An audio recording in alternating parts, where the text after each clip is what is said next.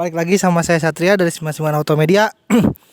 Kali ini ada motor yang cukup ikonik yang mau kita review, yaitu Ninja RR New, atau bisa dibilang generasi terakhirnya dari Ninja RR. Untuk reviewnya itu sendiri akan kita mulai awal dari fitmentnya ya. Kita lihat dulu dari fitmentnya. Kalau RR New ini seharusnya pelek standarnya itu velg palang 3. Sedangkan ini udah ganti pakai palang 6. Yang lebih tepatnya itu merek Virosi untuk di Ninja RR New ini. Kelebihan dari Ninja RR New ini tuh edisi ibaratnya penyempurnaan dari RR yang sebelumnya, yaitu RR Old. Yang seperti ini fotonya. Yang dimana RR Old itu bentuknya tidak se-aerodinamis RR New.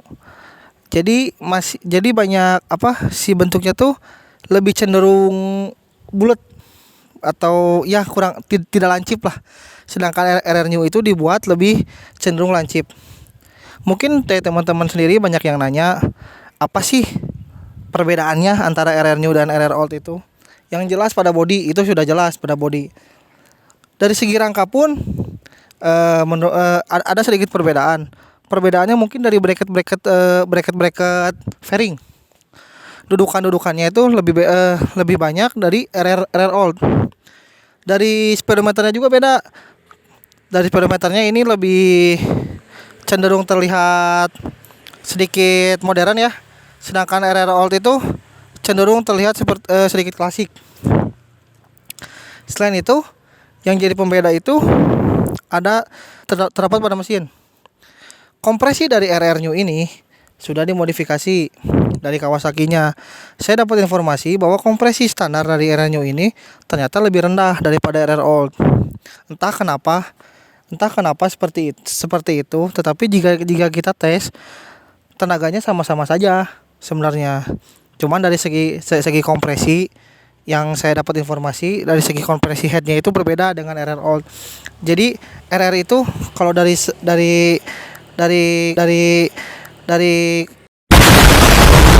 RR itu ada 3. Yang pertama itu ZX. ZX itu yang masih build up-nya lah bisa dibilang, yang masih CBU Thailand. Yang dimana di ZX itu tuh emang motor yang bisa dibilang paling kenceng lah di kelasnya Ninja RR ini tuh. Kenapa saya bisa bilang paling kenceng? Yang pertama, kompresinya itu, kompresi primernya itu, atau misalnya bisa disebut kerekasnya lah, kompresi bawahnya ya, primer. Si kerekasnya itu udah padat kalau ZX tuh.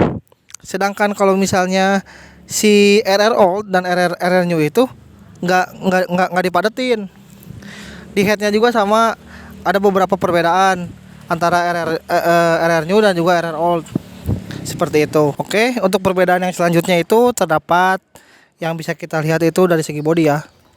Untuk misalnya peminat di Indonesia sendiri itu cenderung orang-orang tuh lebih menyukai RR Old. Entah kenapa, karena memang desain bodinya yang menurut saya timeless sih. Cuman tidak menutup kemungkinan bahwa ternyata RR New juga jika dipadukan dengan fitment yang pas, enak juga untuk dilihat gitu RR New tuh. Kenapa saya bisa bilang seperti itu? Pada dasarnya untuk kesini saya melihat perkembangannya tidak hanya RR Old yang harganya melonjak, tapi RR New juga sekarang sudah mulai melonjak harganya. Ya, untuk kisaran motor seperti ini mungkin sudah bisa di kepala 2 sekarang. Sedangkan dulu kan hampir sudah tidak ada harganya gitu kan. Nah, untuk itu maka dari itu buat teman-teman sekalian yang ingin, kan sekarang lagi rame nih ya 2 tak tuh.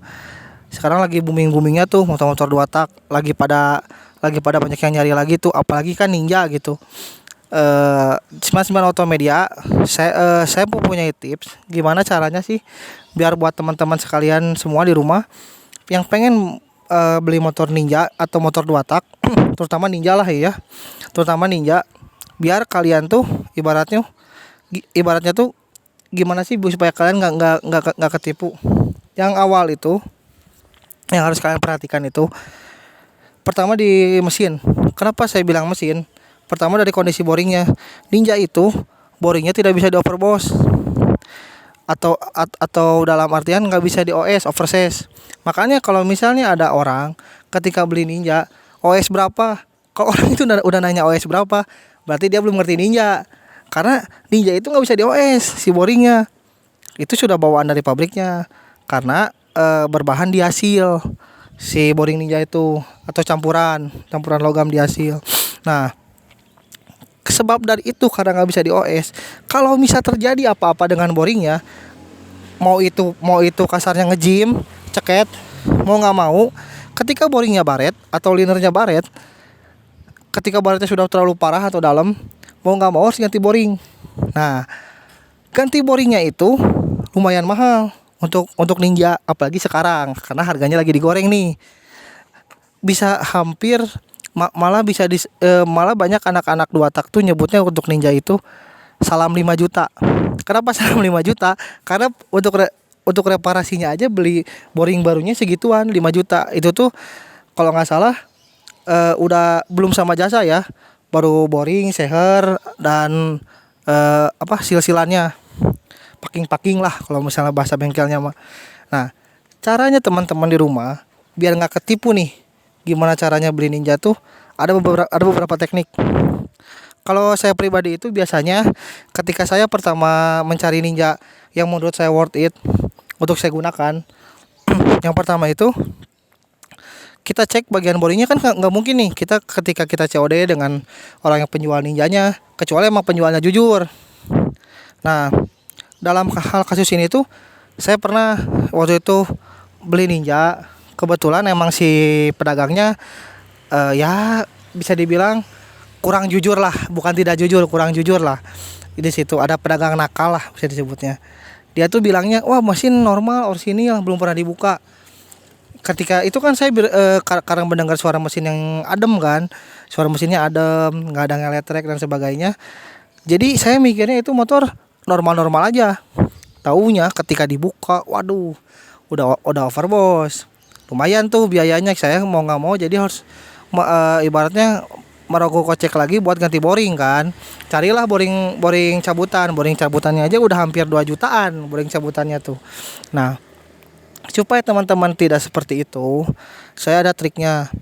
Ketika waktu itu tuh saya pernah, kalau kita membuka mesin atau membuka head, ketika buka head kan lumayan nih waktunya. Kadang-kadang si orangnya juga pasti nggak mau dong kalau minta dibuka head mah. Kalau misalnya si pedagangnya emang berbicara ibaratnya nggak mau inilah seperti yang tadi kasus saya, seperti tadi belum pernah dibuka katanya, misalnya gitu. Atau ibaratnya ada yang disembunyikan lah. Kalian cukup buka knalpot. Di situ kan ada lubang exhaust. Nah, dari lubang exhaust itu bisa kelihatan. Sebenarnya kalau kelihatan oleh tampak mata mungkin sih tidak. Tapi kalau kita masukkan jari kita ke lubang exhaustnya, usahakan posisi sehernya itu kalau tidak di bawah exhaust, kalau tidak TMB lah, titik mati bawah. Kalau enggak titik mati atas. Biar apa? Biar kita bisa masukkan jari ke lubang exhaustnya. Kalau misalnya si boringnya masih ori, tidak akan ada perbedaan bahan. Tidak ada di linernya tuh. Pasti bakal sama si bahan linernya tuh. Gak akan ada ibaratnya ada kayak ganjel gitu, akan mungkin. Nah, itu salah satunya.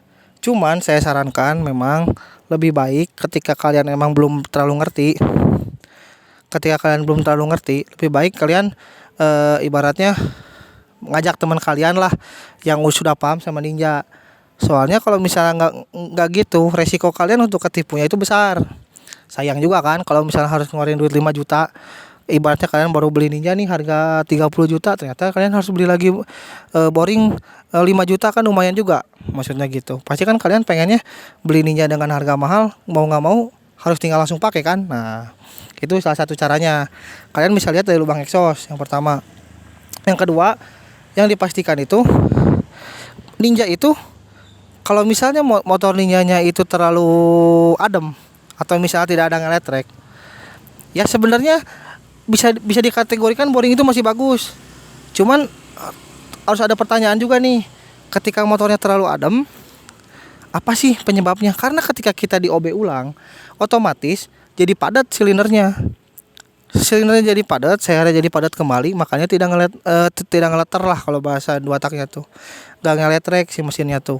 Nah, gimana sih memastikannya? Seperti yang tadi saya bilang, buka dulu knalpotnya. Itu pun kalau diperbolehkan oleh pemiliknya gitu kan. Makanya saran saya, carilah penjual penjual motornya yang terpercaya. Kalau bisa sih emang yang kalian tahu sejarah motor ini dari siapa sih, ibaratnya kayak gitu, bekas dipakai siapa sih, atau pemakai yang sebelumnya seperti apa. Itu lebih baik. Kalau misalnya kalian kasarkannya random carinya, mau nggak mau ya kalian harus lebih ekstra. Kalau menurut saya, cari motor ninjanya harus lebih ekstra, karena yang kita tahu ya, sekarang harganya udah nggak murah nih ninja tuh, ya kan? Udah nggak murah nih ninja tuh ibaratnya. Jadi sayang kalau misalnya kalian malah ketipu tuh dari segi itu. Nah, saran saya itu kan sambil bawa saran saya yang kedua kan sambil bawa teman nih. Usahain temannya pun emang mengerti dengan apa kondisi ninjanya itu seperti apa. Lihat misalnya dari segi rangkanya, karena ini motor tua ya, segi rangkanya sudah senter atau belum, atau misalnya pernah jatuh atau tidak. Itu akan apa, ibaratnya menilai ya, jadi poin plus lah di motor-motor tua. Terus lihat lagi dari segi catnya masih rapi atau tidak. Yang lebih jadi poin plusnya itu ketika catnya masih original. Ketika catnya masih original itu bakal jadi poin plus di motor-motor dua tak seperti ini. Begitu. Nah, cuman di sini saya mau ketika saya mendisclaimer lah tadi yang mesinnya itu OB. Maksudnya gini, mesin OB itu bukan berarti semua mesin OB itu jelek. Saya tidak mendisclaimer seperti itu. Hanya bagi kalian yang baru mau mulai main ninja, kenapa saya tidak menyarankan menggunakan mesin OB? Karena perawatannya pun beda, cara merawatnya pun lebih sensitif kalau untuk mesin OB. Ketika dia OB-annya nggak bener, terus misalnya dipakai terlalu panas, ada kemungkinan silindernya itu turun dari tempat yang seharusnya. Nah, ketika silindernya itu udah turun, bisa-bisa jadi mengalami kebocoran kompresi seperti itu. Nah, tidak semua yang saya bilang ini, tidak semua OB itu berarti jelek. Tergantung siapa yang mengobekannya, yang mengerjakannya siapa, bahannya itu apa. Dan ya karena banyak di luar sana justru yang balapan-balapan ninja itu malah sengaja diobein. Biar apa? Biar bisa naik cc. Karena kan ini standarnya 149 cc kan, atau ya 150 dengan diameter CR 58,5. Nah, itu salah satu caranya di OB-in tuh biar si ninja tuh naik cc. Kalau nggak di OB, yaitu naik stroke salah satunya tuh. Seperti itu. Jadi nggak semua OB jelek. Kita lihat dulu kondisi OB-nya seperti apa. Tapi saran saya kalau kalian pemula dan kalian emang awal-awal pengen nyobain ninja, jangan beli yang OB gitu. Kecuali emang kalian senang-senang buat balap-balapan, kayak dag-dagan misalnya gitu. Ya itu oke lah kalian pakai OB. Kayak misalnya kan contoh kayak jadi di 155-in cc-nya kayak gitu. Itu oke kalau jadi OB. Nah, selanjutnya itu dari karburator. Usahakan kalau kalian beli Ninja, kalau bisa sih karbunya ori. Kalau nggak ori pun keadaannya normal. Karena apa? Itu akan menyusahkan kalian nanti ketika karbunya tidak normal, yang disetelnya susah lah dan sebagainya. Ditambah satu masukan dari saya lagi, ketika kalian baru pertama beli Ninja dan kalian nggak tahu nih sejarah motornya itu dari siapa, ibaratnya kalian nggak tahu ini tuh motor bekas siapa sih, ibaratnya gitu kan. Sejarahnya bagaimana, apakah pernah nge-gym atau misalnya pernah kenapa-napa nih mesinnya, kan kalian misalnya nggak tahu. Saran saya jangan sekali-kali baru pertama dapat motor Ninja langsung kalian geber. Kenapa saya bilang seperti ini? Karena ini sudah saya alami sendiri. Kenapa saya bilang seperti itu? Ketika kalian nggak tahu ini settingannya bagaimana, terus sejarahnya bagaimana, langsung kalian geber, ada kemungkinan dua, motornya bisa nge-gym, kalau nggak bisa terjadi apa-apa sama mesin kalian. Sayang, harga boringnya mahal, yang kata saya tadi. Nah, kenapa jangan langsung digeber? Karena dua tak itu termasuk mesin yang sensitif kalau menurut saya. Karena ibaratnya karena pelumasannya itu bercampur dengan ruang bangkar. Makanya kenapa saya sebut sensitif. Ketika oli sampingnya jelek, settingannya tidak pas, ya kan? Settingannya tidak pas, bisa berpengaruh sama boringnya. Kalau dua tak itu berbeda dengan empat tak. Kan kalau empat tak tuh pelumasannya dia lebih sempurna. Makanya kenapa Sekarang tidak ada ngebul ke belakang ke knalpot karena si pelumasannya tidak bercampur dengan ruang bakar. Kalau 4 tak tuh ruang bakar ada pelumasan olinya tapi nggak masuk ke ruang bakar si olinya. Sedangkan 2 tak olinya ikut dibakar. Maka dari itu pelumasannya pasti kurang sempurna, suka banyak kasarkannya yang suka kebut-kebutan nih pakai 2 tak. Kalau nggak oli sampingnya diborosin, terkadang suka dicampur langsung ke tangki seperti itu. Nah, saran saya ketika kalian baru pertama dapat Ninja, jangan langsung digeber. Ya, kalian harus rasain dulu lah motornya bagaimana, feel motornya seperti apa. Ketika motornya terlalu lean atau terlalu kering, nah itu kalian harus jadi pertanyaan nih. Wah, motor kekeringan nih, apanya ya? Antara oli samping atau enggak pasokan bensin dari karburator. Itu perlu perlu kalian cek juga di situ. Kenapa saya bilang begini? Ketika dari dua itu ada yang tidak sinkron, bisa terjadi salah satu halnya itu bisa jadi nge-gym si mesinnya. Yang saya bilang sayang kan kalau misalnya harus keluar duit lagi. Nah seperti itu. Jadi saran saya ketika main 2 tak, ya kalian perbanyak lah kenalan-kenalan seperti teman-teman yang sebelumnya udah main 2 tak. Terus misalnya punya bengkel-bengkel terdekat yang emang terpercaya oleh kalian. Karena kalau misalnya kalian sendiri ditakutkannya apa yang tadi saya ceritakan bisa terjadi gitu kan. Sayang juga uangnya gitu kan, yang harusnya kita pakai ibaratnya buat senang-senang gitu kan, nostalgia pakai motor 2 tak, jadinya malah harus ke bengkel. Nah sayangnya itu lebih baik kita nyeting nyeting karbu kasarkannya, lebih baik kita nyeting karbu cuman ya sekitar ganti pilo jet main jet 100 sampai 150 ribu daripada kita harus turun mesin sekitar 5 juta kan, nggak worth it dong gitu ibaratnya. Nah selain itu motor ini tuh, nah kenapa saya mereview motor Ninja RR New ini, salah satu masukan saya karena RR New tuh termasuk tahun muda motornya 2015. Ini kalau misalnya kalian para pemula pengen nyobain main motor 2 tak, ibaratnya yang belum pernah main 2 tak lah, saya rekomendasiin RR New itu karena motornya seger. Jarang motornya tuh buat dalam kondisi capek. Kecuali kalian ambilnya yang tahun-tahun tua seperti Ninja Kiss. Ninja Kiss tuh yang belum ada super kipsnya ya, yang belum ada super kipsnya. Terus seperti Ninja ZX yang tadi saya bilang, RR yang keluaran pertama yang masih build up, itu pasti rata-rata udah dalam kondisi capek nih si mesinnya. Kalau misalnya menurut saya udah dalam kondisi capek, makanya rata-rata orang tuh pasti merestorasi semua. Kalau beli yang seperti itu tuh, makanya harganya mahal karena dia restorasi semua full gitu kan. Nah, selain itu kelebihannya juga kalau misalnya RR New itu rata-rata kondisinya fresh si mesinnya. Rata-rata emang ada aja sih sebenarnya harus kita cek juga. Ada juga kondisinya yang emang udah jelek juga. Tapi rata-rata kondisinya juga fresh kalau untuk RR New. Nah, selain itu juga sebenarnya dari segi tampilan juga nggak kalah jelek juga nih sama RR Old, RR New tuh. Dari segi posisi riding, dari segi ibaratnya cara kita manuver, feel kita manuver dan sebagainya sama. Karena kenapa sama? Rangkanya pun sama, hanya dari segi bodinya aja yang berbeda kalau menurut saya. Kenapa lebih aerodinamis untuk RR New itu? Karena kan sudah mengikuti zaman ya. Jadi lebih aero lah, si pemecah anginnya itu lebih bagus kalau RR New kalau saya lihat. Seperti itu. Nah, mungkin segitu review dari saya. Semoga teman-teman bisa terbantu, buat teman-teman yang baru mau main Ninja gitu kan. Semoga bisa kebantu nih dengan tips-tips tadi. Sekian review dari saya. Bye.